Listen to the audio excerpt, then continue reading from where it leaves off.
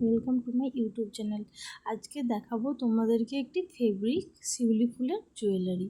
প্রথমে আমি দুটি কার্ডবোর্ড নিয়ে নিয়েছি, একটিতে কালো কালারের কাপড় অ্যাড করেছি আর একটিতে লাল কালারের কাপড় অ্যাড করেছি। কালো কালারের কাপড় কার্ডবোর্ডটির দুপাশেই অ্যাড করেছি আর রেড কালারের কাপড় একদিকে অ্যাড করেছি। তারপর আঠার সাহায্যে ব্ল্যাক কালারের ওই কার্ডবোর্ডটাতে আমি অ্যাড করে নিচ্ছি। তিনটে শিউলি ফুলের বেস আমি আগে থেকে তৈরি করে রেখেছিলাম, তো সেটিকে কালার করে নিচ্ছি। তোমরা আগে করতে পারো বা তারপরেও তৈরি করে নিতে পারো। তো কালার করা হয়ে যাওয়ার পর আমি শুকনো করতে দিয়ে দেবো কিছুক্ষণ। শুকনো হয়ে যাওয়ার পর আমি তিনটেকে ভালোভাবে অ্যাড করছি। প্রথমে ওপর নিচে করে দিলে ভালো হবে কিনা দেখেছিলাম, কিন্তু ওপর নিচে করে দিলে ভালো লাগছে না, তাই আমি পাশাপাশি দিয়ে দিয়েছি।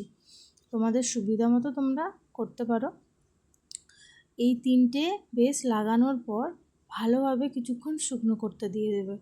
এটি শুকনো না হলে খুলে পড়ে যাওয়ার ভাবটা থাকতে পারে। তো আমার শুকনো হয়নি, তাই একবার খুলে পড়ে গিয়েছিল। যাই হোক, শুকনো করতে আমি দিয়ে দেব।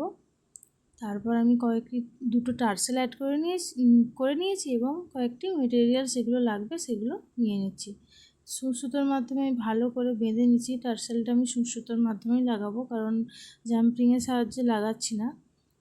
জাম্পিংয়ের সাহায্যে লাগালে জিনিসটা একটু মরচে ধরে যেতে পারে, তাই আমি সুতোর মাধ্যমেই অ্যাড করছি।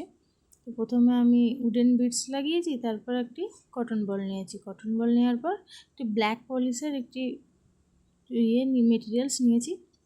নেওয়ার পর টার্সেলটাতে সুতোর সাহায্যে অ্যাড করছি। টার্সেলটাতে ভালোভাবে সুতোর সাহায্যে অ্যাড করবে, যেমন না খুলে যায়। তো সুতোর সাহায্যে অ্যাড হয়ে যাওয়ার পর আমি আরও একটি কটন বল অ্যাড করে নিয়েছি। ওখানটা ফাঁকা ফাঁকা লাগছিলো সেই জন্য। তো একদিকটা এইভাবে রেডি হয়ে গেছে, তো আরেক দিকটা একইভাবে রেডি করব। ওই দিকটাও রেডি হয়ে যাওয়ার পর পুরো জুয়েলারিটা আমার কমপ্লিট হয়ে গেল। তো তোমাদের কেমন লাগলো আজকের এই জুয়েলারিটা অবশ্যই জানিও কমেন্ট করে।